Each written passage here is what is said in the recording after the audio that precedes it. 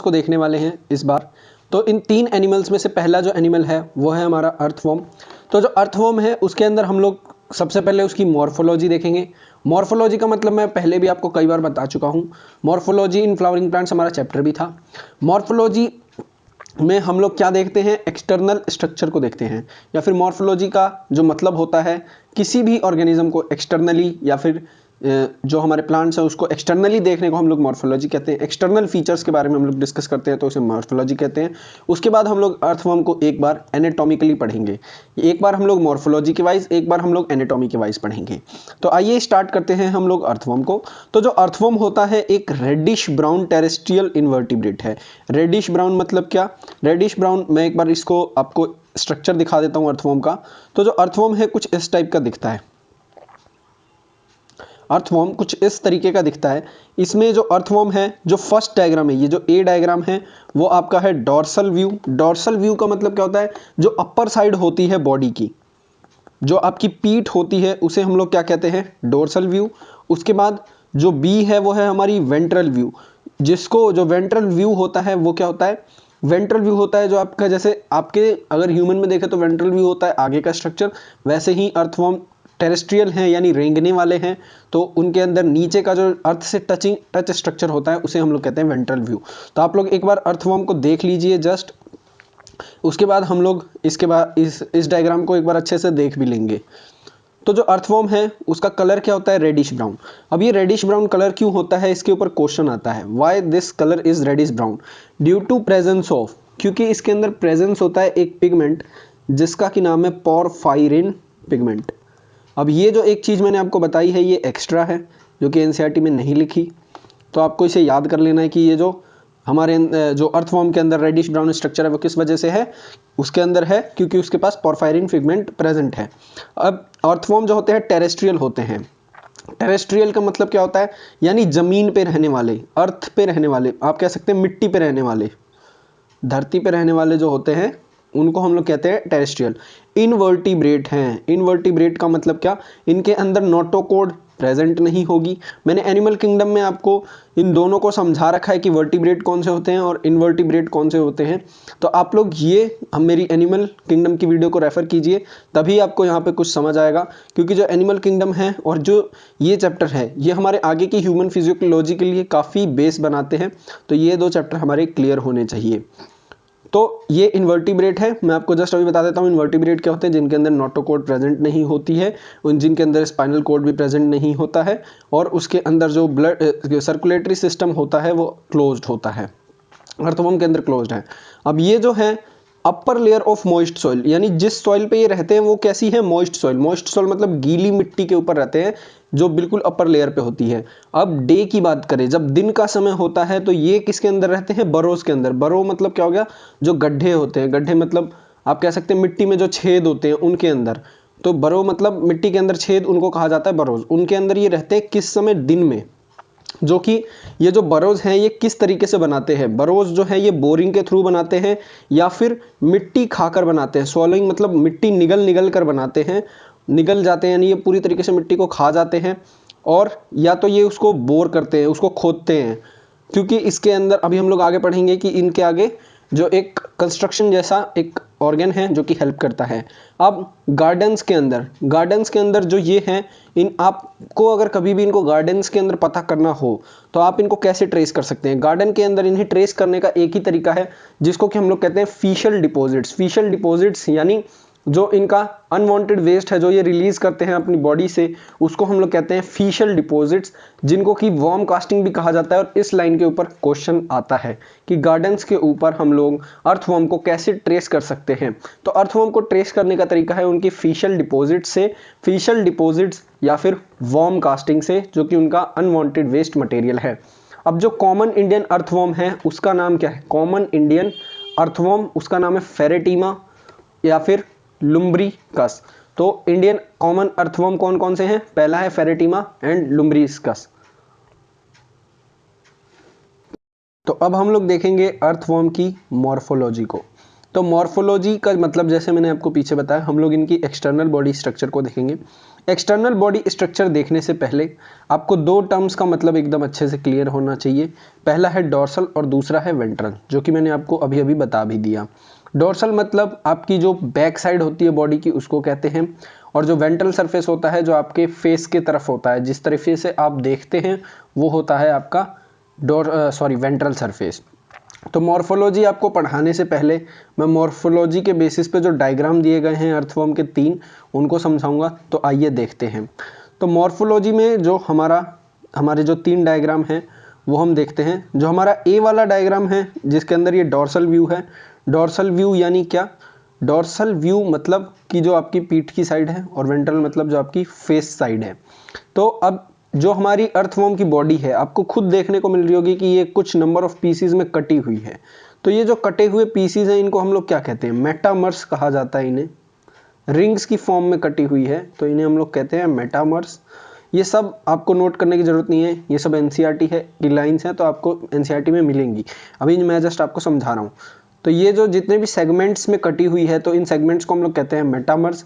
ये जो होती है 100 to 120 में रेंज करती है एक नॉर्मल एडल्ट अर्थवर्म के अंदर। अब ये जो आपको ऊपर का स्ट्रक्चर देखने को मिल रहा है अर्थवर्म के अंदर, जिसके मदद से वो बोर कर रहा था, या फिर ये एक सेंसरी ऑर्गन की तरह भी होता है, जिसे हम लोग कहते हैं प्रोस्टोमियम। उसके बाद ये जो पीछे वाला जो इसका सेगमेंट है, ये वाला रीजन, इसको हम लोग कहते हैं पेरिस्टोमियम। ये जो आगे का गार्ड, मतलब आप कह सकते हैं एक तरीके से शाफ्ट जैसा है, उसको हम लोग कहते हैं प्रोस्टोमियम।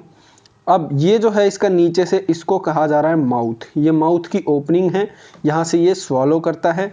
अब आपको इसके सेगमेंट्स के ऊपर आपको ये कुछ रिंग्स देखने को मिलेंगी, या फिर ये कटी कटी रिंग्स हैं बीच में, तो इनको हम लोग कहते हैं रिंग ऑफ सीटे। ये क्या कहलाती है? रिंग ऑफ सीटे।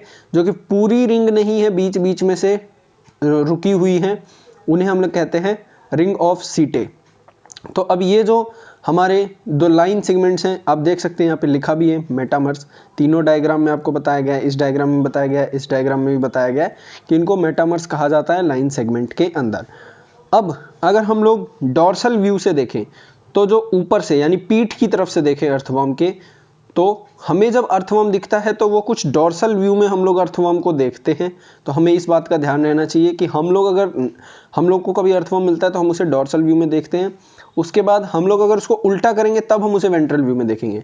ऊपर से देखने पे जो ये एरिया है, इसे हम लोग कहते हैं क्लाइटेलम, और अगर हम लोग उसको उल्टा करें तो ये कहलाता है क्लाइटेलम। और ये जो क्लाइटेलम है, यही फीमेल जेनाइटल अपर्चर है। अब इसके बाद जो नीचे के जो ये पोर्स आपको देखने को मिल रहे हैं, यहाँ से लेके यहाँ तक, ये जो है जेनाइटल पैपिले कहलाते हैं, और ये जो है ये हमारे मेल जेनाइटल अपर्चर कहलाते हैं। अब ये जो है, अभी आपको इतना ज़्यादा इनके बारे में डिटेल में नहीं पढ़ना, ये अभी हम लोग एनाटॉमी में पढ़ेंगे, इनकी ज़्यादा ज़रूरत वहाँ पर पढ़ने वाली है। अब ये जो इसका एंड लास्ट सेगमेंट है, ये क्या है? इसका एनस है। अब ये जो हमें बीच बीच में गड्ढे मिल रहे हैं, यानी ये ऐसे जा रहा है, फिर ऐसे उठ रहा है, फिर ये जो एरिया है, इसको हम लोग कहते हैं, ये जो कि लिखा हुआ है ट्रांसवर्स ग्रूव्स और एन्यूली, इसी को कहा जाता है ट्रांसफर ग्रूव्स और एन्यूली। आइए अब हम लोग इसको थ्योरी के बेसिस पे देखते हैं। तो जो मॉर्फोलॉजी होती है अर्थवर्म की, अर्थवर्म्स की जो बॉडी है वो लॉन्ग होती है, हमें अभी पता लग गया कि लंबी होती है, और सिलिंड्रिकल बॉडी होती है, एक सिलेंडर की टाइप की बॉडी होती है। अब जो बॉडी है वो डिवाइडेड होती है मोर देन 100 शॉर्ट सेगमेंट्स के अंदर। Body divided into more than 100 short segments, जिनको कि हम लोग मेटामर्स कहते हैं, जो कि अबाउट 100 to 120 होते हैं नंबर में। अब जो डॉर्सल सरफेस होता है बॉडी का, वो मार्क्ड होता है डार्क मीडियन डॉर्सल लाइन से, जिसे कि हम लोग क्या कहते हैं? Dorsal blood vessel. अब ये जो लाइन है बहुत ज़्यादा इंपॉर्टेंट है, इस पे क्वेश्चन भी पूछा जाता है। जो डॉर्सल सरफेस होता है बॉडी का, वो मार्क्ड होता है dark median mid dorsal line से। अब ये जिस लाइन की बात कर रहे हैं वो कौन सी है, मैं आपको डायग्राम में दिखाता हूँ। ये जो हमने यहाँ पर देखी थी रिंग ऑफ सीटे, इसकी बात की जा रही है। अब ये रिंग ऑफ सीटे क्या है? रिंग ऑफ सीटे एक तो डॉर्सल है, डॉर्सल यानी पीठ पे देखने को मिलेगी, और मिड है, मिड मतलब कट कट के है, और लाइन सेगमेंट के पैरेलल चल रही हैं। तो ये जो है मिड डॉर्सल लाइन है, डॉर्सल सरफेस ऑफ बॉडी पे है, marked by dark dark median, median means आधी आधी लाइन, और उसको हम लोग क्या कहते हैं, डॉर्सल ब्लड वेसल कहते हैं। डॉर्सल ब्लड वेसल्स के साथ साथ और क्या कहते हैं, रिंग ऑफ सीटे। आप लोग भी ये अपनी एनसीईआरटी की बुक में लिख लीजिएगा, क्योंकि ये एक तरीके से काफ़ी ज़्यादा इंपॉर्टेंट चीज़ हो जाती है, क्योंकि एनसीईआरटी ने यहाँ नहीं लिखा लेकिन डायग्राम में लिख दिया है, तो वो कोई भी कंफ्यूज हो सकता है और फंस भी सकता है। अब ये जो है लॉन्गिट्यूडनल एक्सिस ऑफ बॉडी में प्रेजेंट होती है। लॉन्गिट्यूडनल मतलब ये पूरी बॉडी में प्रेजेंट होती है। लॉन्गिट्यूडनल का मतलब आप लोगों ने पढ़ा भी होगा। अब जो वेंट्रल सरफेस होता है, वेंट्रल सरफेस मतलब क्या, वेंट्रल सरफेस मतलब पेट का एरिया, मतलब जब हम अर्थवर्म को उल्टा कर देंगे तो वो उसका क्या होगा, वेंट्रल सरफेस होगा। जो वेंट्रल सरफेस होता है वो डिस्टिंग्यूज्ड होता है, किससे किससे डिस्टिंग्यूज्ड होता है, डॉर्सल सरफेस से, by the presence of genital openings. Presence of genital यानी यहाँ पर इसके जेनाइटल ऑर्गन्स होंगे, जेनाइटल पोर प्रेजेंट होंगे। अब जो एंटीरियर एंड होता है, एंटीरियर मतलब क्या है, एंटीरियर मतलब आपका जैसे हमारे ह्यूमन बॉडी में एंटीरियर क्या होगा, एंटीरियर यानी हेड, मतलब जो ऊपर का पार्ट है हमारी बॉडी का उसको हम लोग कहते हैं एंटीरियर, जो नीचे का पार्ट होता है उसको हम लोग कहते हैं पोस्टीरियर। तो जो एंटीरियर एंड होता है वो कंसिस्ट करता है माउथ, एंटीरियर एंड के पास क्या है, माउथ है, एंड प्रोस्टोमियम। प्रोस्टोमियम जो आगे की तरफ एक लोब ऐसे निकली हुई थी, जो कि मैंने आपको डायग्राम में दिखाया भी है, तो उसी को हम लोग क्या कहते हैं, this thing is known as prostomium. आप लोग डायग्राम में भी देख सकते हैं, दिस इज प्रोस्टोमियम। और इसी के पीछे वाला जो सेगमेंट है, जो फर्स्ट सेगमेंट है, उसको हम लोग कहते हैं पेरिस्टोमियम। तो जो हमारा एकदम आगे जो एक तरीके का आप कह सकते हैं शाफ्ट बना हुआ है, उसको हम लोग क्या कहते हैं, प्रोस्टोमियम कहते हैं। या फिर एनसीईआरटी में लिखा है एक लोब है, इसको प्रोस्टोमियम क्या है, a lobe. Prostomium is a lobe, जो कि क्या किस तरीके से सर्व कर रहा है, serves as covering for mouth, serves covering for mouth and as a wedge to force open cracks. जो भी कोई खुले हुए क्रैक्स होते हैं उनको खोलने के लिए हम लोग इसे क्या कहते हैं, इसी को जो चीज़ यूज़ करते हैं अर्थवर्म बरो यानी गड्ढे करने के लिए मिट्टी के अंदर, उसको कहा जाता है प्रोस्टोमियम। सॉइल के अंदर गड्ढे इसी से किए जाते हैं, जिसकी वजह से अर्थवर्म जो है क्रॉल भी कर पाता है, हेल्पफुल होता है। अब जो प्रोस्टोमियम होता है उसका सेंसरी फंक्शन होता है, सेंसरी मतलब एक सेंस ऑर्गन की तरह है, मतलब जब भी अर्थवर्म इससे किसी भी चीज़ से टकराएगा, आपने देखा होगा अर्थवर्म के अंदर अभी तक हमने आइज़ के बारे में नहीं पढ़ा, ना ही पढ़ेंगे, क्योंकि अर्थवर्म के अंदर आइज़ होती ही नहीं है। आइज़ नहीं है इसलिए इसके पास एक चीज़ है जो कि उसको सेंसेशन देती है, जिसका नाम है प्रोस्टोमियम, जो कि सेंसरी फंक्शन की तरह वर्क करता है। इसके ऊपर क्वेश्चन पूछे जाने के चांसेस जो हैं बहुत ज़्यादा होते हैं, क्योंकि प्रोस्टोमियम जो है एक सेंसरी फंक्शन भी परफॉर्म कर रहा है। और जो फर्स्ट बॉडी सेगमेंट होता है, जैसा कि मैंने आपको पीछे बताया था, जो फर्स्ट बॉडी सेगमेंट होता है, फर्स्ट बॉडी सेगमेंट को हम लोग कहते हैं पेरिस्टोमियम, जिसको कि ये भी कहा जाता है, जिसको कहा जाता है बकल सेगमेंट। बकल सेगमेंट किसे कहा जाता है, बकल सेगमेंट यानी माउथ, जिस रीजन में जो माउथ प्रेजेंट होता है तभी हम लोग उसे बकल वर्ड को यूज़ करते हैं, जब माउथ प्रेजेंट होता है, माउथ से हम लोग बकल वर्ड को यूज़ करते हैं। फर्स्ट सेगमेंट किसे कहा जाता है, पेरिस्टोमियम को। पेरिस्टोमियम के आगे जो एक लोब प्रेजेंट है उसे क्या कहा जाता है, उसे कहा जाता है प्रोस्टोमियम। अब जो बकल सेगमेंट है जिसके अंदर माउथ प्रेजेंट है, मेच्योर अगर किसी हम लोग फ्लैटवर्म को देखें तो उसके अंदर जो सेगमेंट्स होते हैं, मेच्योर फ्लैटवर्म के अंदर जो सेगमेंट्स होते हैं 14 टू 16 जो सेगमेंट होते हैं वो कवर्ड होते हैं prominent dark band of glandular tissue called clitellum. अब ये जो क्लाइटेलम है ना, ये कौन से सेगमेंट पे प्रेजेंट है, सबसे इंपॉर्टेंट बात आपको ये लिख लेना है डायग्राम के पास ही कि 14 से लेके 16 सेगमेंट में प्रेजेंट है। आपको इस चीज़ को हमेशा नोट डाउन करके रखना है कि क्लाइटेलम कौन से रीजन में प्रेजेंट है, 14 टू 16। और ये बहुत बार क्वेश्चन पूछा, आपको जो भी अर्थवर्म पे ज़्यादातर क्वेश्चंस आते हैं वो सेगमेंट बेसिस आते हैं, कि वो आपसे कुछ चीज़ बता देगा कोई भी, जो कि इसका आप कह सकते हैं एक तरीके से मार्क है, उसके बाद आपसे पूछेगा कि किस सेगमेंट में ये प्रेजेंट है, तो आपको ये बताना आना चाहिए। तो हमारा जो क्लाइटेलम है वो 14 से 16 सेगमेंट में प्रेजेंट है, जो कि कवर्ड है किससे, covered by dark prominent band, dark prominent band of glandular tissue called clitellum. अब जो बॉडी होती है किसी भी अर्थवर्म की, वो 3 रीजन्स में डिवाइडेड है, 3 प्रोमिनेंट रीजन्स के अंदर डिवाइडेड की गई है। अब एक जो रीजन है उसको कहते हैं प्री क्लाइटेलर, जो क्लाइटेलर से ऊपर का रीजन है उसे हम लोग कहते हैं प्री क्लाइटेलर रीजन। अब जो क्लाइटेलर है उसका खुद एक रीजन होता है। उसके बाद एक जो है हमारा पोस्ट क्लाइटेरल सेगमेंट, जो कि क्लाइटेलम से नीचे के जो सेगमेंट्स हैं उनको हम लोग कहते हैं पोस्ट क्लाइटेलर सेगमेंट्स। अब 4 पेयर ऑफ स्पर्मेटिकल अपर्चर्स जो हैं हमें ventrolateral sides of intersegmental grooves के अंदर देखने को मिलते हैं, that is 5th and 9th segment. आप लोग देखेंगे तो जो 5th एंड 9th सेगमेंट है, 5th एंड 9th सेगमेंट के अंदर हमें इसके स्पर्मेटिकल अपर्चर्स देखने को मिलते हैं जो कि वेंट्रोलेटरल साइड्स पर प्रेजेंट होता है। बच्चों की दिक्कत क्या होती है कि वो लोग स्पर्मेटिकल अपर्चर्स को क्या समझ लेते हैं कि वो ये हैं, ये मेल जेनिटल अपर्चर है, जबकि ऐसा नहीं होता। आप कैसे देख सकते हैं 5 to 9 में प्रेजेंट है, ये तो 5 से तो कितना ज़्यादा हो गया ये यहीं तक, तो इसीलिए ये गलत है।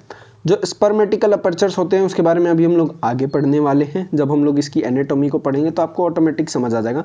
4 पेयर में प्रेजेंट होते हैं क्या, स्पर्मेटिकल अपर्चर्स, जो कि कहाँ पर सिचुएटेड होते हैं, वेंट्रोलेटरल साइड्स पर। वेंट्रोलेटरल साइड्स मतलब क्या, जो बीच बॉडी के जो बीच में प्रेजेंट होते हैं उनको कहा जाता है, जो कि इंटरसेगमेंटल ग्रूव्स के अंदर प्रेजेंट होते हैं। ग्रूव्स मैंने यहाँ पर बताए थे, ये हमारे कौन से हैं, ये हमारे ट्रांसवर्स ग्रूव्स हैं। अब इसी के जो यहाँ पर ग्रूव्स प्रेजेंट हैं, ये वाले ग्रूव्स आपको देखने को मिल रहे हैं, इन ग्रूव्स को हम लोग क्या कहते हैं, इंटरसेगमेंटल ग्रूव्स कहते हैं। अब इन्हीं ग्रूव्स के अंदर 5th to 9th सेगमेंट्स के अंदर प्रेजेंट होते हैं कौन से, स्पर्मेटिकल अपर्चर्स। अब एक सिंगल फीमेल जेनिटल पोर जो होता है वो प्रेजेंट होता है mid ventral line of 14 segment. 14 segments जो है, ये वाला जो है हमारा 14th सेगमेंट है, दिस इज 14 सेगमेंट। अब इस सेगमेंट पे हमारा एक फीमेल जेनिटल अपर्चर प्रेजेंट होता है।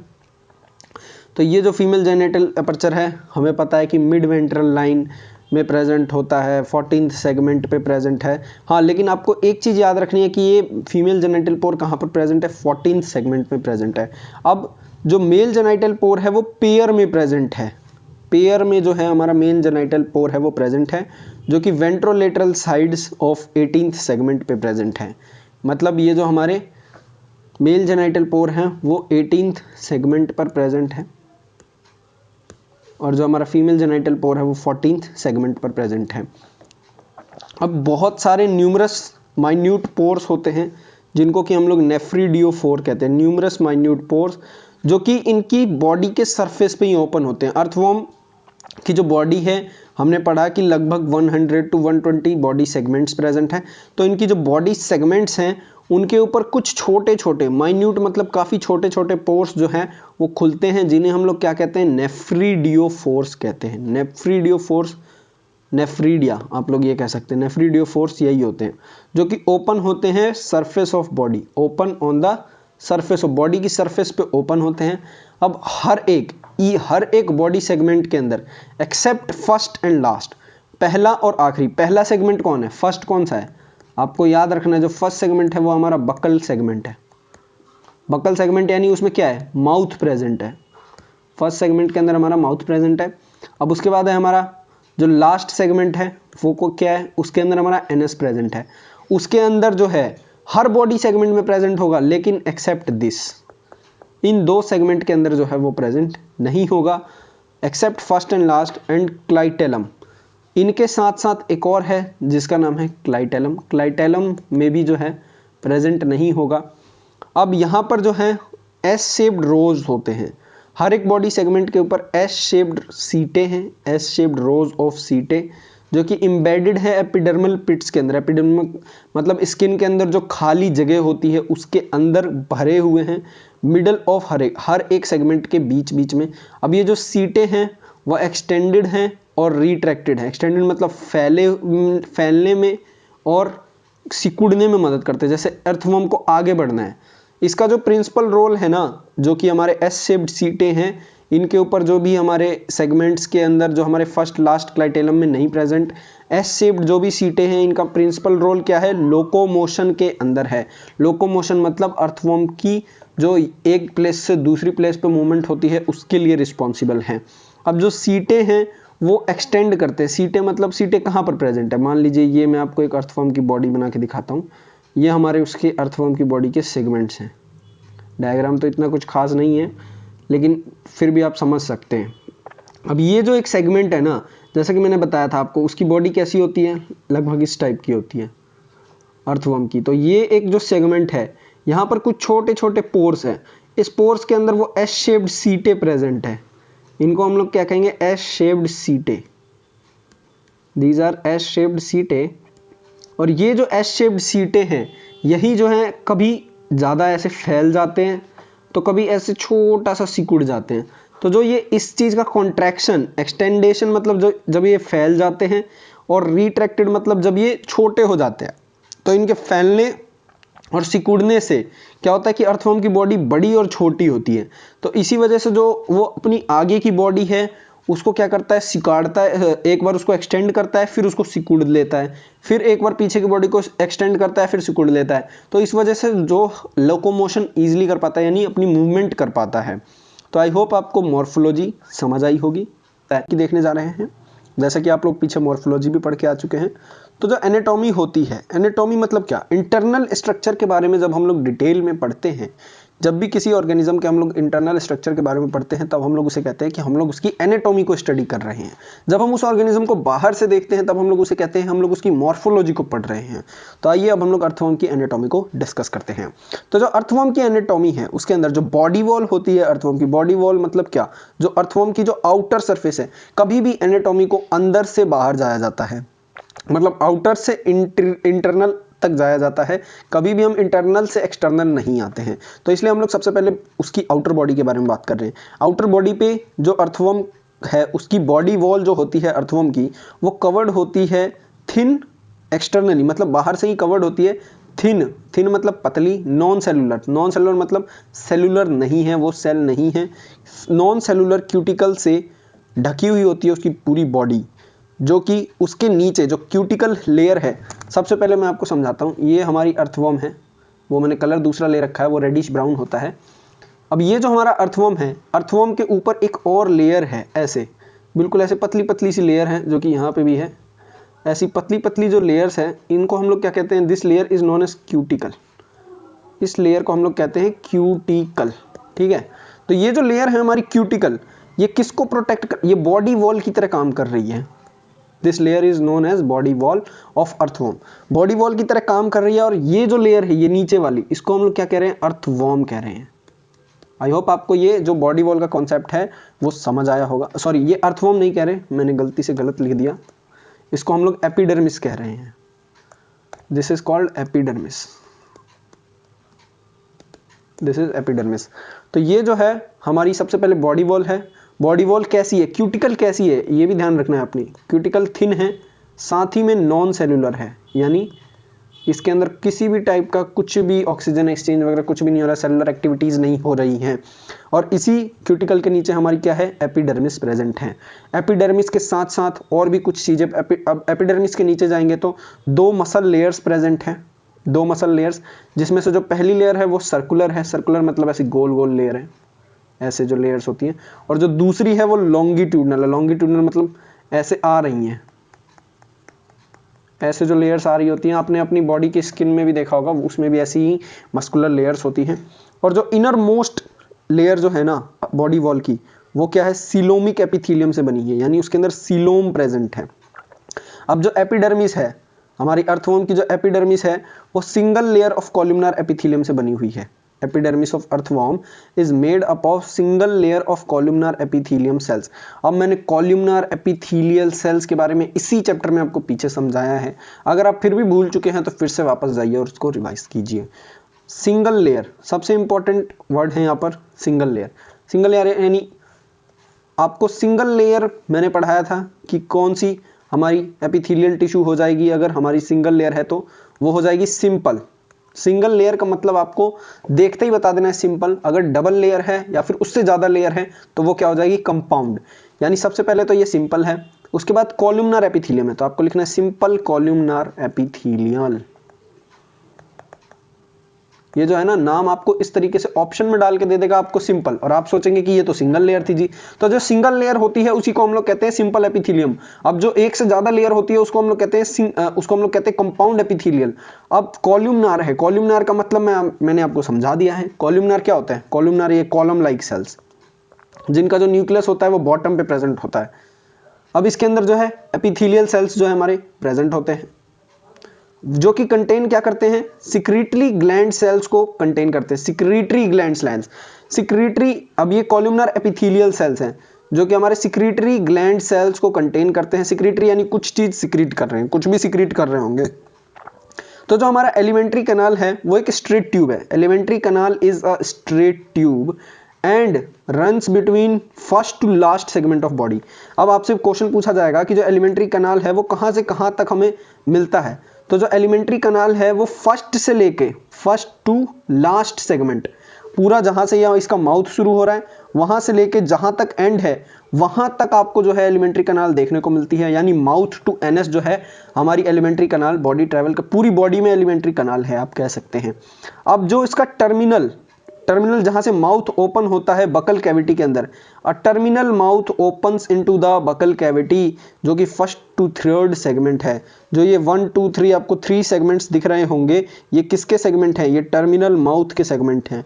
मैंने यहाँ पर रेड कलर भी ले सकता था लेकिन मैंने ब्लू कलर लिया, इसलिए लिया क्योंकि आपको क्लियरली दिख सके इस डायग्राम के ऊपर, क्योंकि येलो और रेड मैच कर जाता है। तो एक अब जो हमारा माउथ है अर्थवर्म का वो ओपन होता है फर्स्ट 3 सेगमेंट्स के अंदर। तो जो टर्मिनल माउथ है, मतलब माउथ जो कैसा है? माउथ टर्मिनल है यानी एक साइड पे प्रेजेंट है, जो कि बकल कैविटी के अंदर ओपन हो रहा है। और बकल कैविटी जो है फर्स्ट टू थर्ड सेगमेंट तक रह रही है। यानी ये जो फर्स्ट 3 सेगमेंट है वो किसके हैं? बकल कैविटी के हैं।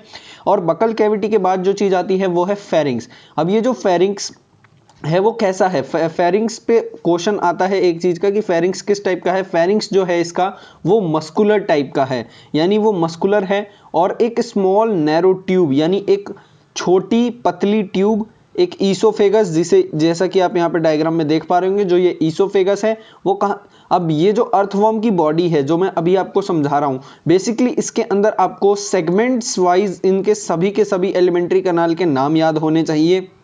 अगर आपको सेगमेंट वाइज इसके ऑर्गेन्स पार्ट्स के बारे में नहीं पता, क्योंकि इसी के ऊपर ज़्यादातर क्वेश्चंस आते हैं और क्योंकि इन्हें ही याद करना मुश्किल है, तो जो हमारा ईसोफेगस है वो 5 to 7 सेगमेंट्स तक चल रहा होता है, और जो मस्कुलर गिजार्ड है वो 8 to 9 सेगमेंट तक चल रहा होता है। अब जो ये मस्कुलर गिजार्ड है, ये मस्कुलर गिजार्ड जैसा कि आप देख पा रहे होंगे 4 छोटी छोटी और पतली हुई ट्यूब्स में बटा हुआ है। यानी ये जो मस्कुलर गिजार्ड है ये जो हेल्प कर रहा है grinding the soil particles, soil particles को पीसने में हेल्प कर रहा है। ग्राइंडिंग का मतलब होता है पीसना। और डिकेइंग लीव्स, डिकेइंग यानी जो लीव्स मर चुकी हैं उनको भी पीसने में मदद कर रहा है। अब जो स्टमक है, स्टमक जो एक्सटेंड कर रहा है वो 9 to 14 सेगमेंट्स तक, 9 से लेके 14 सेगमेंट तक जो हमें देखने को मिलता है वो हमारा स्टमक है। अब जो फूड होता है अर्थवर्म का वो क्या होता है? जैसा कि हमने पढ़ा कि ये जो होते हैं गार्डन्स में मिल जाते हैं या फिर टेरेस्ट्रियल ऑर्गेनिजम्स हैं, तो इनको जो है मरी हुई पत्तियां मिल जाती हैं, तो जिनसे ये अपने न्यूट्रिशंस को ले पाते हैं। और ऑर्गेनिक मैटर क्या? जो कि सॉइल, कई बार ये सॉइल को भी स्वॉलो करते हैं। तो सॉइल के अंदर क्या होता है? हमारे पास ह्यूमस होता है, और सॉइल के अंदर हमें पता है कि ऑर्गेनिक मटेरियल भी प्रेजेंट होता है। तो जो कैल्सीफेरस ग्लैंड्स होते हैं, यानी कैल्सीफेरस ग्लैंड्स यानी जो कैल्शियम को आप कह सकते हैं एब्जॉर्ब करते हैं, रिलीज करते हैं, वो जो है इसके स्टमक में प्रेजेंट होते हैं, जो कि न्यूट्रलाइज कर देते हैं ह्यूमिक एसिड को, जो कि प्रेजेंट होता है ह्यूमस के अंदर। और ये जो ह्यूमस है सॉइल के अंदर प्रेजेंट होता है। सॉइल जब भी कोई अर्थवर्म खाता है तो उसके सॉइल के अंदर अगर ह्यूमस है और ह्यूमस से सिक्रीट होगा ह्यूमिक एसिड, जिसको कि न्यूट्रलाइज कौन करेगा? कैल्सीफेरस ग्लैंड्स जो हैं उसको न्यूट्रलाइज कर देंगे। अब जो इंटेस्टाइन है वो कहाँ से स्टार्ट होती है? इंटेस्टाइन स्टार्ट होती है 15th सेगमेंट से। इंटेस्टाइन स्टार्ट होती है 15 सेगमेंट से और कंटिन्यू करती है लास्ट सेगमेंट तक, continuous till the last segment. अब एक पेयर ऑफ शॉर्ट कॉनिकल इंटरस्टीनल केशे होता है जो कि प्रोजेक्ट करता है इंटेस्टाइन में से। मैं आपको बेसिकली डायग्राम में से दिखाता हूं। ये हमारी इंटेस्टाइन रन हो रही है, नीचे की तरफ। अब यही इंटेस्टाइन से ये कुछ प्रोजेक्शंस जो हैं वो निकले हुए हैं दोनों तरफ निकले होने की वजह से इसको हम लोग इंटरस्टीनल केशम कहते हैं। इंटरस्टीनल केशम जो है वो कहाँ से निकल रहा है, इंटेस्टाइन से, और कहाँ तक निकल और किस पार्ट ऑफ इंटेस्टाइन से निकल रहा है, मतलब किस सेगमेंट ऑफ इंटेस्टाइन से निकल रहा है, तो वो है 26th सेगमेंट। आप ये देख पा रहे होंगे, ये जो 26th सेगमेंट है यहाँ से ये हमारा निकल रहा है और एक्सटेंड कहाँ तक कर रहा है, 22nd सेगमेंट तक एक्सटेंड कर रहा है। जो कैरेक्टरिस्टिक फीचर है इंटेस्टाइन का 26th सेगमेंट के बाद, मतलब जो इंटेस्टाइन अब तक जो 26 सेगमेंट तक जो इंटेस्टाइन था उसका जो फंक्शन था वो बेसिकली डाइजेशन के अंदर था, लेकिन जो 26th सेगमेंट है उसके बाद कुछ स्पेशल फंक्शंस भी जो है ये परफॉर्म करता है। Characteristic feature of intestine after 26th segment except last 23rd and 25th segment in the presence of interstitial median fold of dorsal wall called typhlosoal। अब ये जो टिफ्लोसोल आपको देखने को मिल रहा है, टिफ्लोसोल कहाँ पर प्रेजेंट होता है, लास्ट के जो 23rd और 25th सेगमेंट होते हैं, ये जो आपको दिख रहे हैं ना, सॉरी लास्ट के 23rd और 25th, जो हमारा अर्थवर्म हमें पता है कि 100 to 120 सेगमेंट्स में होता है, तो जो लास्ट के पीछे से देखना है आपको, मतलब आप कह सकते हैं जो कि हमारे 73rd और जो 78th और जो 75th सेगमेंट है, 78th एंड 75th सेगमेंट, ये बेसिकली इन्होंने लास्ट वर्ड को यूज कर दिया, इसलिए आपको बैक से देखना पड़ेगा, पीछे से। तो जो हमारा 78th और 75th सेगमेंट है, अगर हम लोग माने कि एक अर्थवर्म 100 सेगमेंट्स का है, तो जो उसका 23rd सेगमेंट लास्ट में कौन सा होगा, 78 सेगमेंट होगा। तो ये जो लास्ट के जो सेगमेंट है, लास्ट के जो ये 2 सेगमेंट है, वहां पर इंटरनल मीडियन फोल्ड प्रेजेंट होता है, यानी इंटेस्टाइन के अंदर ये इंटरनल मीडियन फोल्ड्स होते हैं, ऐसे जो ये आपको मीडियन फोल्ड्स देखने को मिल रहे होंगे, ये जो है इन मीडियन फोल्ड्स प्रेजेंट होते हैं, जिनको कि हम लोग क्या कहते हैं, डॉर्सल वॉल के अंदर। डॉर्सल मतलब मैंने आपको बताया था पीछे साइड पे, पीछे पीठ की तरफ यानी ऊपर से, तो उसको हम लोग क्या कहते हैं, उसको हम लोग कहते हैं टिफ्लोसोल। अब ये टिफ्लोसोल क्या करता है, टिफ्लोसोल का फंक्शन बहुत इंपॉर्टेंट है। टिफ्लोसोल जो है इंक्रीज कर देता है इफेक्टिव सरफेस एरिया को।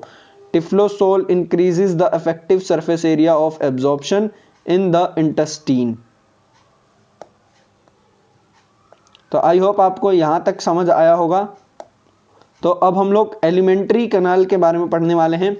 अब जो एलिमेंट्री कनाल होती है वो ओपन कहाँ से होती है, एक्सटीरियरली हमें पता है कि जो एलिमेंट्री कनाल है वो एकदम स्टार्ट से ओपन होती है, यानी first segment of the body से ओपन होती है। और एक्सटीरियर आउट कहाँ से होती है, यानी वो round exterior small round aperture होता है जिसे हम लोग कहते हैं एनस, वहां से जो है इसका वेस्ट जो मटेरियल जो है वो रिलीज होता है। अब जो इंजेस्ट किया है अर्थवर्म ने, कुछ in organic rich soil ingest करते हैं, जैसा हमें पता है कि सॉइल को स्वॉलो करते हैं, वो पास थ्रू होता है इस डाइजेस्टिव ट्रैक्ट के, जहां पर बहुत सारे डाइजेस्टिव एंजाइम्स जो है उसको ब्रेक डाउन करते हैं, जैसे कि हमने पीछे कैल्सीफेरस ग्लैंड भी देखा जो कि ह्यूमिक एसिड को न्यूट्रलाइज कर देता था जो कि उसको स्मॉलर एब्जॉर्बेबल यूनिट्स के अंदर तोड़ देते हैं।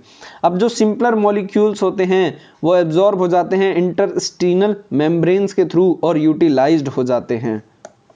तो आप ये लाइन को अंडरलाइन कर लीजिए कि जो सिंपल मॉलिक्यूल्स होते हैं वो एब्जॉर्ब हो जाते हैं थ्रू इंटरस्टिशियल मेम्ब्रेन और के थ्रू, और फिर वो जो होते हैं यूटिलाइज हो जाते हैं। तो अब इंटरस्टिशियल जो हमारी मेम्ब्रेन है वो कहाँ है, ये हमें इंटरस्टीनल ल्यूमन देखने को मिल रहा है। जब हमारी इंटेस्टाइन के नीचे की जो आप सेगमेंट कह सकते हैं, यानी 25th सेगमेंट के बाद जो हमें सेगमेंट्स देखने को मिलते हैं, अगर हम उसको कट करें तो उसके अंदर का जो लिक्विड है उसे हम लोग कहते हैं इंटरस्टीनल ल्यूमन। और ये जो आपको मेम्ब्रेन देखने को मिल रही है, यहाँ पर जो ये हेयर लाइक प्रोजेक्शंस हैं, ये जो हैं हमें इन चीज़ों को एब्जॉर्ब कर लेते हैं और एब्जॉर्ब करके इसको यूटिलाइज कर लिया जाता है। अब जो फेरिटिमा होती है, फेरिटिमा और कौन सा मैंने आपको एक और बताया था, आइए हम लोग एक और बार देखते हैं। फेरिटिमा और जो लुम्ब्रिस्कस है, ये दोनों हमारे इंडियन अर्थवॉर्म्स हैं, कॉमन इंडियन अर्थवॉर्म्स हैं, तो उसमें से जो फेरेटिमा है, ये क्वेश्चन आता है। फेरेटिमा जो है स्पेशली एग्जिबिट करती है क्लोज्ड ब्लड वेस्कुलर सिस्टम। अब आपका काम है कि आपको कमेंट में लिख के बताना है कि जो हमारी लुम्ब्रिस्कस है उसके अंदर कौन सा type of blood vascular system देखने को मिलता है। तो अब closed vascular type of system के बारे में भी मैंने आपको एनिमल किंगडम के अंदर बता रखा है, लेकिन मैं फिर से बता देता हूं। अगर आपको डिटेल में समझना है तो आप उसी को देखें। Closed type of blood vascular system के अंदर क्या होता है कि जो हमारा ब्लड होता है, आप ये देख पा रहे होंगे इस डायग्राम के अंदर, यहाँ पर जो ब्लड है, मैं आपको एक अगला डायग्राम दिखाता हूँ। ये जो है हमारा क्लोज्ड सर्कुलेटरी सिस्टम को दिखाने वाला डायग्राम है।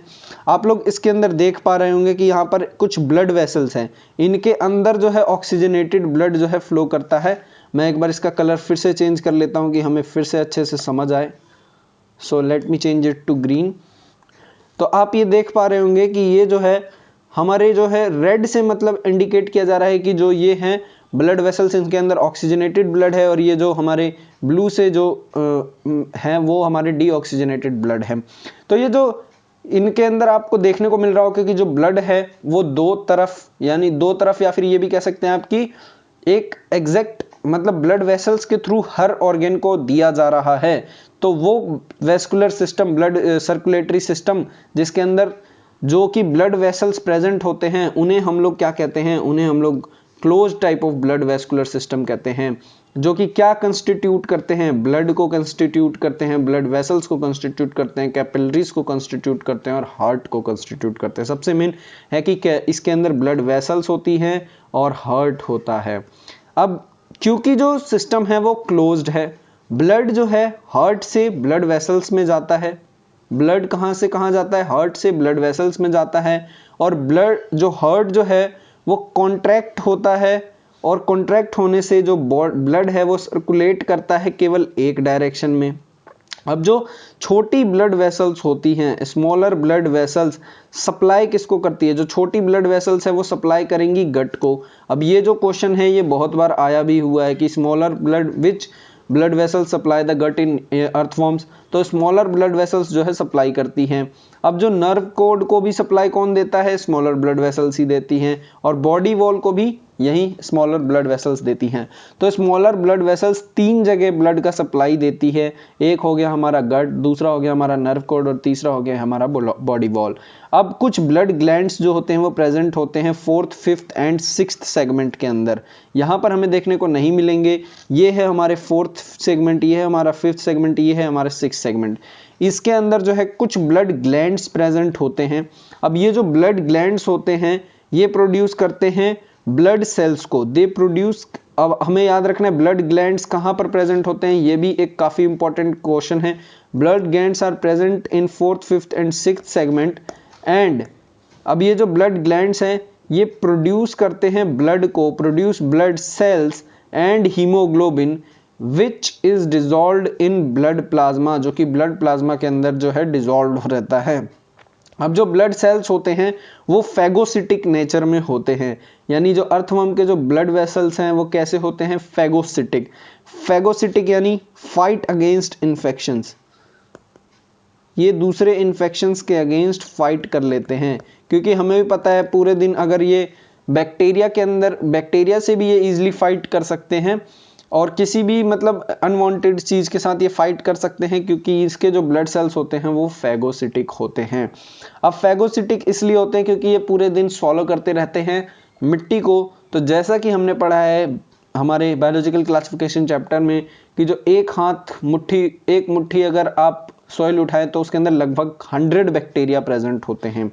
अब जो अर्थवर्म होता है उसके अंदर स्पेशलाइज्ड ब्रीदिंग डिवाइसेस नहीं होते हैं, जैसे कि लंग्स एंड गिल्स, ऐसी कुछ भी चीज अर्थवर्म के अंदर प्रेजेंट नहीं होती है। तो अब उनके अंदर गैसेस का एक्सचेंज कैसे होता है, तो गैसेस का जो एक्सचेंज होता है वो रेस्पिरेटरी एक्सचेंज होता है थ्रू मॉइस्ट बॉडी सरफेस।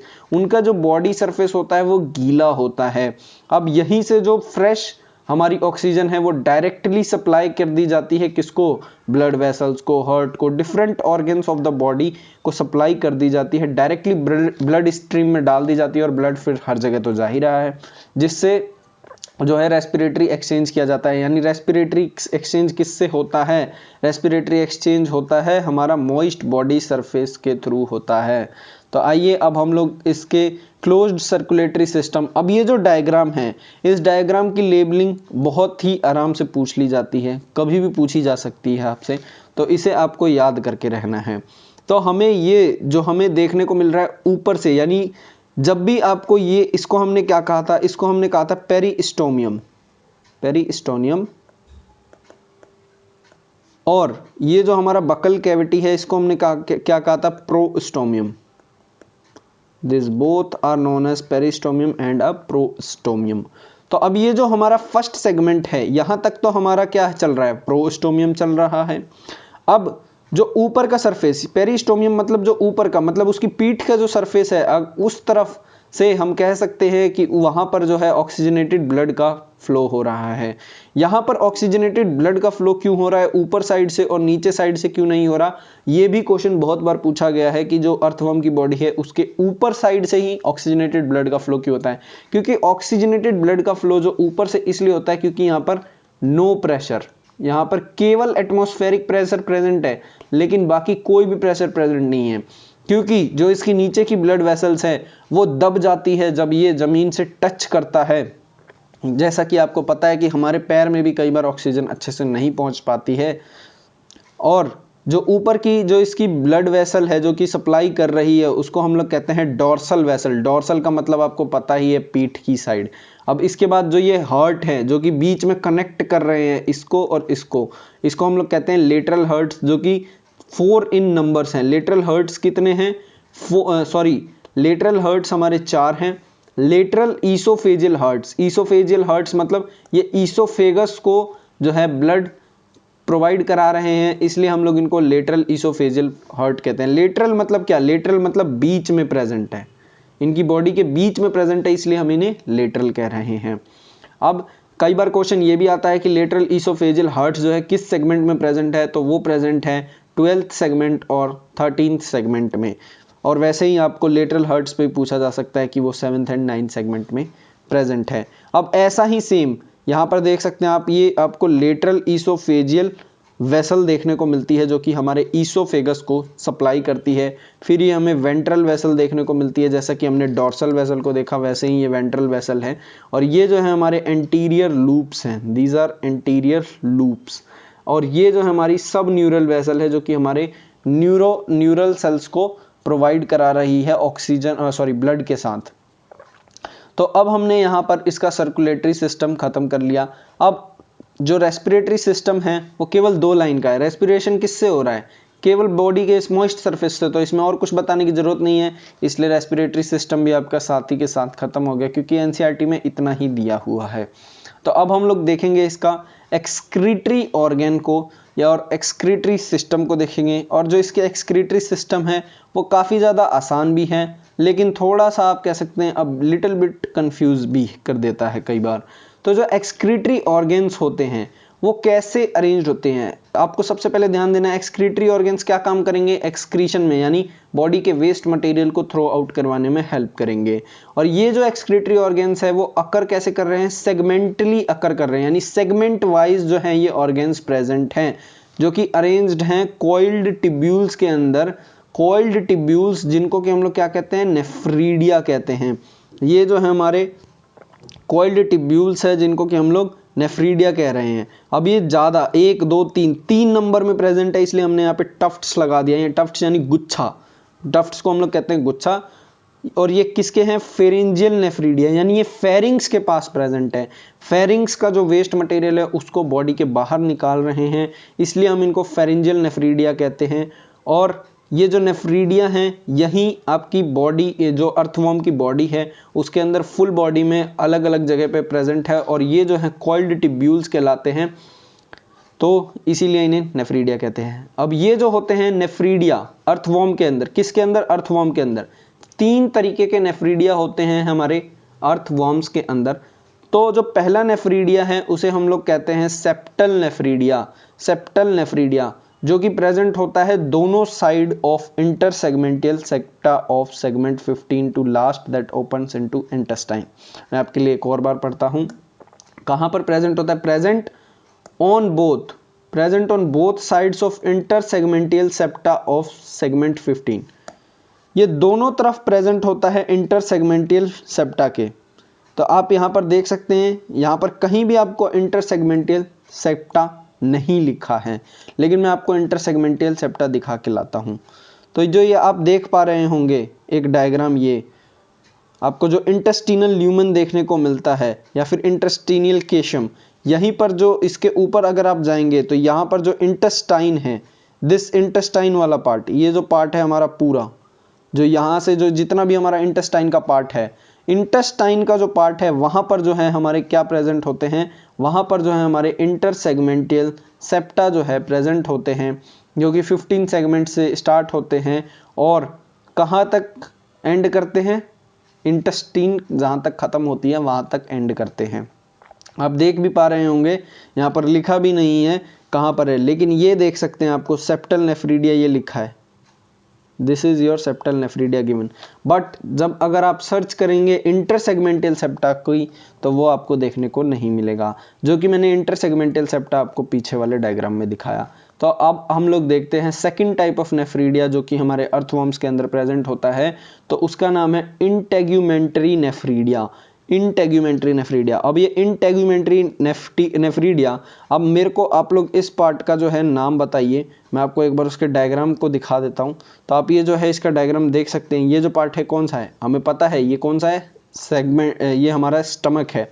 तो जो स्टमक पे जो नेफ्रीडिया प्रेजेंट होता है उसको हम लोग क्या कहते हैं? Integumentary nephridia. तो आप लोग साथ साथ ऑर्गन का नाम भी लिख लीजिए कि कौन सा कहाँ पर प्रेजेंट है, क्योंकि ये भी एक बार दो बार क्वेश्चन पूछा जा चुका है। तो ये जो हमारा इंटेग्यूमेंट्री नेफ्रीडिया है, ये जो है अटैच्ड होता है body lining of body wall segment 3 to last that opens to the body. अब ये जो हमारा इंटेग्यूमेंट्री नेफ्रीडिया है, ये जो है कुछ तरीके से ऊपर यहाँ पर भी प्रेजेंट होते हैं कई बार, जैसा कि यहाँ पर लिखा है segment 3 to last that opens on the body, यानी ये सेगमेंट 3 से लेके एनस तक पूरी तरीके से प्रेजेंट होते हैं, ये हमारे इंटेग्यूमेंट्री नेफ्रीडिया। तो आप स्टमक आप काट दीजिए, स्टमक मैंने गलत बोल दिया। तो ये जो है हमारे थर्ड से लेके लास्ट तक प्रेजेंट होते हैं, जिनको कि हम लोग इंटेग्यूमेंट्री नेफ्रीडिया कह रहे हैं। अब इंटेग्यूमेंट्री नेफ्रीडिया के बाद आते हैं हमारे फेरेंजियल नेफ्रीडिया। अब फेरेंजियल नेफ्रीडिया, फेरिंज से आप क्या सकते हैं? फेरिंग्स के पास प्रेजेंट होंगे।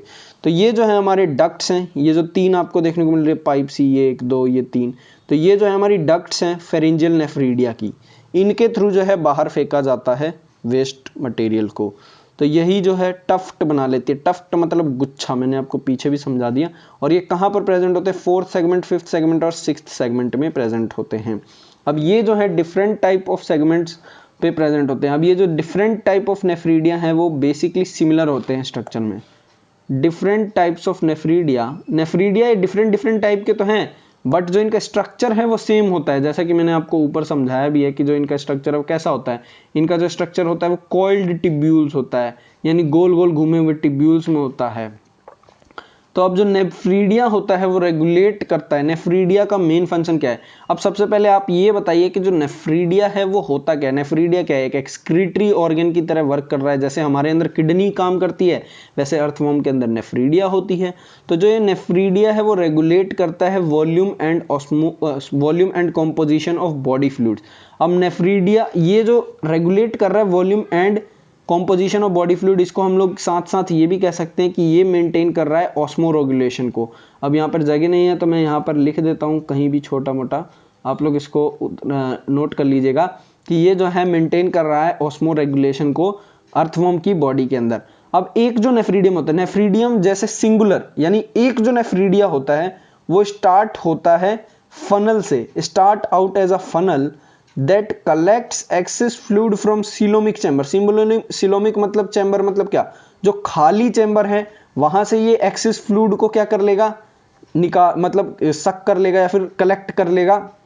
उसके बाद जो फनल कनेक्ट हो रही है ट्यूब्यूलर पार्ट से, funnel which connects the tubular part of nephridium, वो डिलीवर कर देगा वेस्ट को एक पोर के थ्रू बॉडी सरफेस में जो प्रेजेंट होता है। बॉडी वॉल में कुछ कुछ पोर्स प्रेजेंट होते हैं, वहां से ये प्रोजेक्ट कर देगा डाइजेस्टिव ट्यूब के अंदर। तो आई होप आपको समझ आया होगा कि ये जो आप नेफ्रीडियम के जो छोटे छोटे पोर देख पा रहे होंगे जो कि बॉडी के अंदर से निकल रहे हैं, यहीं के थ्रू से जो नेफ्रीडिया है वो वेस्ट मटेरियल को बाहर फेंक देता है। ये जो खाली जगहें होती हैं यहाँ से ये एक्सेस फ्लूइड को क्या कहते हैं निकाल लेता है, उसके बाद कलेक्ट करके एक चैम्बर बनाता है, मतलब हर जगह से कलेक्ट करके एक जगह लाया और बॉडी में छोटे छोटे पोर्स है और वहां से निकाल दिया। तो अब हम लोग इसका देखते हैं नर्वस सिस्टम। तो जो नर्वस सिस्टम होता है वो बेसिकली रिप्रेजेंट किया जाता है, नर्वस सिस्टम मैंने आपको पीछे भी समझाया होगा, नर्वस टिश्यू के अंदर नर्वस सिस्टम किसी भी चीज का बना ही होता है केवल दो चीजों से, एक हो गया उसके अंदर न्यूरॉन और एक हो गया उसके अंदर गैंग्लिया। तो जो नर्वस सिस्टम होता है वो बेसिकली रिप्रेजेंट किया जाता है गैंग्लिया से, अरेंज्ड होता है सेगमेंट वाइज। अब जो इसका गैंग्लिया है वो कैसे अरेंज्ड है, सेगमेंट वाइज। ये क्वेश्चन बहुत ज्यादा आता है, गैंग्लिया अरेंज्ड सेगमेंट वाइज। ये आपको हमेशा ध्यान रखना है कि जो नर्वस सिस्टम होता है वो बेसिकली रिप्रेजेंट तो गैंग्लिया से किया जा रहा है, लेकिन वो अरेंज्ड कैसे होता है, हर सेगमेंट में गैंग्लिया प्रेजेंट होते हैं। यानी आप ये कह सकते हैं कि जो अर्थवर्म है उसके हर बॉडी के हर एक सेगमेंट में दिमाग है, और on the ventral side of paired nerve code, इसकी वेंट्रल साइड पे नर्व कोड भी प्रेजेंट है। तो जो नर्व कोड है वो एंटीरियर रीजन में प्रेजेंट है, थर्ड टू फोर्थ सेगमेंट, केवल दो ही सेगमेंट में प्रेजेंट है, थर्ड टू फोर्थ सेगमेंट में, जो कि बाइफरकेट कर जाती है laterally encircling the pharynx and joins the cerebral ganglia dorsally to form a nerve ring। अब जो cerebral ganglia है along with nerves, ये जो हमने यहां से यहां तक पढ़ा, इसका मैं आपको मतलब समझा देता हूं एक बार। अब ये जो इसका नीचे का सरफेस होता है उसको हम लोग क्या कहते हैं, उसको हम लोग कहते हैं वेंट्रल सरफेस। तो ये जो वेंट्रल सरफेस है उसके अंदर जो थर्ड और जो हमारा फोर्थ सेगमेंट है, मान लीजिए ये हमारा थर्ड सेगमेंट है, ये हमारा फोर्थ सेगमेंट है, तो ये जो है अलग अलग हैं, और जैसे जैसे थोड़ा बड़ा होता जाता है लेटरली वो इनक्लोज कर लेता है इस तरीके से। अब ऊपर का स्ट्रक्चर हम लोग बनाएंगे तो ऐसा बनेगा अर्थवर्म का, तो ये जो है इस तरीके से बनता है, और ये जो बीच में है ये हमारी एक रिंग सी बन जाती है, ऐसी ऐसे ही सेम यहाँ पर बन जाती है। तो ये रिंग जो है इसको हम लोग क्या कहते हैं, इस रिंग को हम लोग कहते हैं ये रही हमारी नर्व रिंग, तो इसको हम लोग कहते हैं नर्व रिंग, जो कि फेरिंग्स के पास बनती है। कहां पर बनती है, फेरिंग्स को घेर लेती है, पूरे फेरिंग्स को आप कह सकते हैं इंसर्कल कर लेती है। अब जो सेरिब्रल गैंग्लिया है, cerebral ganglia along with other nerves in the ring integrate करती है और सेंसरी इनपुट को कमांड भेजती है, मस्कुलर रिस्पॉन्स भेजती है बॉडी को। तो जैसे कि हमारी बॉडी के अंदर जो कह सकते हैं आप रिफ्लेक्स एक्शन वगैरह होती है, वो सारी चीज़ें इसके अंदर भी होती है, लेकिन लो लेवल पे होती है, क्योंकि ह्यूमन बीइंग्स के अंदर कॉन्शियसनेस होता है लेकिन इनके अंदर कॉन्शियसनेस नहीं होता।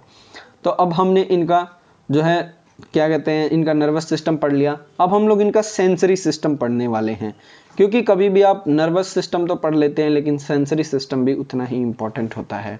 तो जो सेंसरी सिस्टम होता है डज नॉट हैव आइज, इनके पास देखिए मैंने पहले भी बताया था इनके पास क्या नहीं होती है, आइज नहीं होती है, बट ये जो है लाइट सेंसिटिव और टच सेंसिटिव ऑर्गन्स इनके अंदर प्रेजेंट होते हैं। लाइट सेंसिटिव मतलब लाइट को सेंस कर सकते हैं ये, कि ये अभी डे टाइम चल रहा है कि नाइट टाइम चल रहा है, ये चीज ये लोग सेंस कर सकते हैं, ये ऑर्गेनिज्म सेंस कर सकते हैं, but possess light and touch sensitive organs, या फिर आप रिसेप्टर सेल्स कह सकते हो, जो कि इनके पास प्रेजेंट होते हैं, जो कि डिस्टिंग्विशमेंट कर सकते हैं डिफरेंट लाइट इंटेंसिटी के अंदर, और फील कर सकते हैं वाइब्रेशंस को ग्राउंड के अंदर। तो जो वॉर्म्स होते हैं उनके पास स्पेशल, ये जो हमारे अर्थवॉर्म्स हैं इनके पास स्पेशलाइज्ड कीमो रिसेप्टर्स प्रेजेंट होते हैं, यानी टेस्ट रिसेप्टर्स प्रेजेंट होते हैं।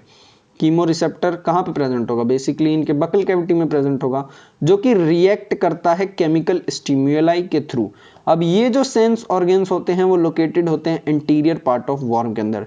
These sense organs are located on anterior part of worm. Anterior मतलब क्या, जो नीचे वाला पार्ट होता है ना, बॉडी का नीचे का पार्ट, एंटीरियर मतलब जो बॉडी का अपर पार्ट है, अपर पार्ट जो होता है बॉडी का, वहां पर ये जो सेंस ऑर्गन्स हैं ये लोकेटेड होते हैं। और जो पोस्टीरियर का मतलब होता है वो क्या होता है, पोस्टीरियर का मतलब होता है down side of the body. अब जो अर्थवर्म है वो हर्माफ्रोडाइट है। हर्माफ्रोडाइट मतलब क्या, ये बाइसेक्सुअल है। मैं आपको बता दूं यहाँ पर लिखा भी है बाइसेक्सुअल है। अब ये जो बाइसेक्सुअल है मतलब क्या, इसके अंदर मेल और जो फीमेल गैमेट्स है दोनों के दोनों इसी के अंदर प्रेजेंट है, यानी इसी के अंदर स्पर्म्स भी है और इसी के अंदर ओवम भी है, यानी मेल और फीमेल दोनों इसी के अंदर प्रेजेंट है। बट मैं आपको अभी बता दूं कि जो अर्थवॉर्म है वो कॉपुलेशन के थ्रू रिप्रोड्यूस करता है, ना कि खुद एक ही पेरेंट है तो खुद ही रिप्रोड्यूस कर लेता है, ऐसा नहीं होता अर्थवॉर्म के अंदर। अर्थवॉर्म के अंदर 2 पेरेंट्स आर रिक्वायर्ड, क्योंकि जो इसके स्पर्म्स है वो कुछ अलग टाइम पे डेवलप होते हैं और जो इसके ओवम है वो अलग टाइम पे डेवलप होते हैं। इस वजह से they go for the copulation method, जो कि ह्यूमन बींग्स के अंदर भी होता है और डिफरेंट एनिमल्स के अंदर होता है। टेस्टिस और जो ओवरीज हैं वो तो प्रेजेंट होती है इनके अंदर, एक ही इंडिविजुअल के अंदर दोनों चीजें प्रेजेंट होती हैं, बट ये जो है एक टाइम पे एक ही चीज को रिलीज कर पाते हैं, मेन चीज ये है। अब यहाँ पर जो है 2 पेयर ऑफ टेस्टीज होती हैं जो कि आपको देखने को मिल रही होगी, ये 2 पेयर में हमें टेस्टीज भी देखने को मिल गई ऑफ। तो ये रही हमारी टेस्टीज जो कि आप लोग देख पा रहे होंगे, टेस्टीज सेक्स विद टेस्टीज। ये जो है हमारी टेस्टी सेक्स है, टेस्टी सेक्स मतलब जिसके अंदर टेस्टीज है, और ये जो है हमारी 2 पेयर में आप लोग देख भी पा रहे होंगे हमारे टेस्टीज जो है प्रेजेंट भी हैं, सॉरी एक पेयर में हमारे टेस्टीज जो है ये हमारे प्रेजेंट भी हैं। तो टेस्टीज प्रेजेंट तो हैं किसमें, 10th और 11th सेगमेंट में प्रेजेंट है, 10th और 11th सेगमेंट के अंदर हमारी टेस्टीज प्रेजेंट है। ये जो है क्वेश्चंस आते हैं। अब इसके बाद जो वासा डिफरेंशिया है, वासा डिफरेंशिया कहाँ से कहाँ रन कर रही है, अप टू 18 सेगमेंट, यानी वासा डिफरेंशिया कहाँ से सबसे पहले स्टार्ट हो रही है। वासा डिफरेंशिया आप लोग देख पा रहे होंगे पेयर में है, एक इधर एक इधर। तो वासा डिफरेंशिया जो है हमारी 12th सेगमेंट से लेके 18th सेगमेंट तक जा रही है, जो कि ये क्वेश्चन भी इंपॉर्टेंट है। और ये जो है आगे जाके हमारे प्रोस्टेटिक डक्ट के अंदर कंटिन्यू हो जा रही है, जो कि आप लोग देख पा रहे होंगे, ये आपको देख पा रहे होंगे, ये प्रोस्टेट ग्लैंड है जिसके अंदर जो है ये ज्वाइन हो जाती है, विच दे ज्वाइन प्रोस्टेटिक डक्ट। अब जो है 2 पेयर ऑफ एसेसरी ग्लैंड्स जो होते हैं, 2 pair of accessory glands are present on 1 pair each in the 17th and 19th segment. जो कॉमन प्रोस्ट्रेट एंड जो स्पर्मेटिक डक्ट होता है, जिसको कि हम लोग वासा डिफरेंशिया कहते हैं, common prostrate and spermatic duct that is called vasa differentia, वो ओपन होता है exterior by pair of male genital pore on ventrolateral side of 18th segment. 18th segment पे जो है हमारा मेल जेनिटल पोर जो है ओपन होता है, जिसे हम लोग एसेसरी ग्लैंड कहते हैं। अब 4 पेयर में 4 pair of spermathecae are located in 6th and 9th segment, 1 pair in each segment. They receive and store spermatozoa. They receive and store spermatozoa during copulation. 1 pair of ovaries is attached at intersegmental septum of 12th and 9th segment. अब ये जो पूरा paragraph है मैं आपको एक ही बार में इस डायग्राम से समझाना चाहता हूँ, क्योंकि ये जो डायग्राम है इससे आपको बहुत ही आसानी से पता लग जाएगा। और ये जो पैराग्राफ है इसको मैं आपको मैंने जो इसको पढ़ रखा है इसलिए मैं आपको एक बार में समझा सकता हूँ। तो ये जो आपको पार्ट सबसे पहले ध्यान रखने हैं, ये क्या है, स्पर्मेटिकी है, क्योंकि एनसीईआरटी की जो लाइंस है ये आपको खुद ही पढ़नी पड़ेगी। मैं यहाँ पर केवल बोल के चला जाऊँ उससे कुछ भी नहीं होगा, उससे ना ही आपको समझ आएगा, तो इसलिए आपको पढ़नी पड़ेगी। लेकिन मैंने जितना देखा है कि मतलब इसको डायग्राम से आप समझोगे तो आपको बहुत जल्दी समझ आएगा। तो ये जो है हमारे स्पर्मेटिकी है। उसके बाद जो ये है हमारे टेस्टीज सैक हैं, जैसा कि मैंने आपको पीछे बताया, और ये जो है हमारी टेस्टीज भी हैं इनके अंदर। अब ये जो है हमारे क्या है, ये हमारे स्पर्मीड्यूकल फनल्स हैं। स्पर्मीड्यूकल फनल्स मतलब क्या, वो फनल्स जिनके अंदर से स्पर्म जो है वो ट्रेवल करता है। अब इसके बाद ये जो है हमारे सेमिनल विसाइकल्स हैं। अब जो सेमिनल विसाइकल्स हैं उन्हीं के नीचे जस्ट हमारे सेमिनल विसाइकल्स जो हैं वो 2 पेयर में प्रेजेंट है, ये हमें पता होना चाहिए। जो चीज़ें हमें पता होनी चाहिए वो हमें पता होंगी। और जो ओवरी है वो हमारी 1 पेयर में प्रेजेंट है। 1 पेयर का मतलब आप समझ पा रहे होंगे कि 2 नंबर में। और ये जो है हमारी ओवेरियन फनल है, जो कि ओवरीज के जो एग्स हैं वो डायरेक्टली इसी में आएंगे। और जो ओविडक्ट है वो ये रही हमारी, जहाँ पर फर्टिलाइजेशन होगा बेसिकली, क्योंकि आप लोग देख पा रहे होंगे यहाँ से जो है डायरेक्ट एग आएगा और यहाँ पर जो है हमारा फर्टिलाइजेशन हो जाएगा। अब ये जो है हमारा वासा डिफरेंशिया है जो कि 12 सेगमेंट टू 18 सेगमेंट रन कर रही है। ये जो है हमारे एसेसरी ग्लैंड्स हैं। एसेसरी ग्लैंड्स जो कि मैंने आपको पीछे ही बताया वो किस चीज़ में हेल्प कर रहे हैं, एसेसरी ग्लैंड्स हमारे, ये जो है हमारे एसेसरी ग्लैंड्स जो कि आपको आगे चल के इंटरसेगमेंटल सेप्टम में जो आपकी कॉपुलेशन होगी उसके अंदर भी हेल्प करेंगे। अब इसके बाद जो हमारी ये वासा डिफरेंशिया है वो ज्वाइन कर लेती है common prostatic and spermatic duct, जिसको कि हम लोग वासा डिफरेंशिया ही कह रहे हैं। उसके बाद जो ये है हमारा प्रोस्ट्रेट ग्लैंड है, अब ये जो प्रोस्टेट ग्लैंड है, यहाँ तक देखने के बाद आई थिंक आपको ये क्लियर हुआ होगा। अगर आपको क्लियर हुआ है तो आप इसको लिख दीजिएगा कमेंट्स में, नहीं हुआ होगा तो मैं आपको फिर से दूसरी वीडियो में समझा दूंगा। अब यहाँ से हम लोग इसकी एनसीईआरटी की लाइन बाय लाइन को कवर करते हैं। तो जो म्यूचुअल एक्सचेंज होता है स्पर्म का, म्यूचुअल एक्सचेंज मतलब क्या, या तो जो एक अर्थवर्म है वो स्पर्म देगा या फिर वो ओवम देगा, कुछ ना कुछ तो देगा रिप्रोड्यूस करने के लिए, और जो दूसरा है उसी का अपोजिट देगा, तब फर्टिलाइजेशन होएगा। तो जो म्यूचुअल एक्सचेंज होता है स्पर्म का वो अकर होता है between two worms during mating के टाइम। एक जो वर्म होता है वो फाइंड करता है दूसरे वर्म को, just they mate juxtaposing opposite gonadal opening exchanging packets of sperm called spermatophores. अब ये जो लाइन है इस पर बहुत तगड़े क्वेश्चंस आते हैं, क्योंकि ये समझ तो आया ही नहीं होगा किसी को पहली बार में। तो इसके कहने का मतलब क्या है कि जब दो अर्थवॉर्म्स मेट कर रहे होते हैं उस टाइम जो है उनके डिफरेंट जो पोर्स हैं वो खुले हुए होते हैं, तो उनके बीच में जो है स्पर्म्स का जो है एक्सचेंज होता है, जो कि पैकेट्स के फॉर्म में होता है। अब जो मैच्योर स्पर्म्स होते हैं और जो एग सेल्स होते हैं वो न्यूट्रिटिव फ्लूइड होते हैं। न्यूट्रिटिव फ्लूइड यानी न्यूट्रिशन होता है उनके अंदर, जो कि डिपॉजिटेड होते हैं कुकून्स के अंदर। यानी जो अर्थवॉर्म का जो आप कह सकते हैं, जो अर्थवॉर्म की जो लाइफ साइकिल है उसके अंदर ककून का फॉर्मेशन हो रहा है। ककून, उसके अंदर से फिर केंचुए जिन्हें हम केंचुए जैसे निकलते हैं, जो कि रेंगते हैं, फिर जो कि लीव्स को खाते हैं, सॉरी अर्थवर्म लीव्स को नहीं खाते, वो केवल सॉइल को खाते हैं लीव्स को, लेकिन डिकेइंग लीव्स को खाते हैं, जो कि प्रोड्यूस करते हैं ग्लैंड ऑफ क्लाइटेलम। अब जो क्लाइटेलम ग्लैंड है वो क्या प्रोड्यूस करता है, इसका सबसे इंपॉर्टेंट क्वेश्चन यहीं पे है। क्लाइटेलम ग्लैंड जो है वो क्या प्रोड्यूस करता है, कुकून्स को प्रोड्यूस करता है। सबसे इंपॉर्टेंट क्वेश्चन है ये। अब जो फर्टिलाइजेशन और जो डेवलपमेंट है वो अकर होता है विद इन द ककून, जो कि डिपॉजिटेड होता है सॉइल के अंदर। अब जो ओवा है और जो एग्स है वो फर्टिलाइज होता है स्पर्म सेल्स के थ्रू, जो कि कुकून जो है स्लिप ऑफ हो जाता है वॉर्म से और डिपॉजिट हो जाता है सॉइल के अंदर। अब जो कुकून होता है वो होल्ड करता है वॉर्म एम्ब्रियोस को। वॉर्म एम्ब्रियोस को क्या, कुकून जो है जो कि सॉइल के अंदर जो कि क्लाइटेलम बनाएगा वो क्या करेगा, एम्ब्रियोस को होल्ड करके रखेगा। अबाउट 3 वीक्स जो हर एक कुकून है वो प्रोड्यूस करेगा 2 to 20 baby worms with an average of 4। Development जो होती है अर्थवॉर्म की वो डायरेक्ट होती है, यानी इसमें कोई लार्वा फॉर्म नहीं होता। लार्वा मतलब एक पेरेंट का बिल्कुल अपोजिट जो होता है वो बिल्कुल भी फॉर्म नहीं होता। तो अब जो इकोनॉमिकल इंपॉर्टेंस को देख लेते हैं। अर्थवॉर्म जैसा कि हम बचपन से पढ़ते आए हैं फार्मर फ्रेंड है, क्यों, क्योंकि नाइट्रोजनस एक्सचेंज करवा देते हैं, तो इसलिए फ्रेंड होते हैं, इसलिए उनको जो प्लांट्स होते हैं उनको न्यूट्रिशन मिल जाता है नाइट्रोजन के through. Because they make burrows in soil and make it porous. Soil को जो है ये काफ़ी हद तक पोरस बना देते हैं, जो कि हेल्प कर देता है रेस्पिरेशन के अंदर और penetration of developing plant roots. जो प्रोसेस होता है फर्टिलिटी को इंक्रीज करने का, earthworm is called vermi composting.